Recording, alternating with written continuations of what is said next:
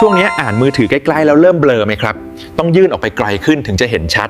นี่อาจเป็นสัญญาณแรกของสายตายาวตามวัยเลยนะครับ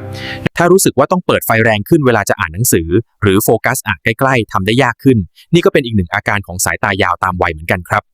บางคนอ่านหนังสือได้ไม่นานก็ตาล้าโฟกัสไม่ค่อยอยู่ต้องหยุดพักบ่อยๆอาการแบบนี้ก็มักจะเกิดเวลาเลนส์ตาเริ่มเสื่อมจากอายุครับสายตายาวตามวัยไม่ใช่โรคนะครับแค่เป็นการเปลี่ยนแปลงตามอายุเท่านั้นตรวจเช็คสายตาให้เหมาะกับปัจจุบันก็ช่วยให้ใช้ชีวิตได้ชัดเจนและสบายขึ้นมากครับ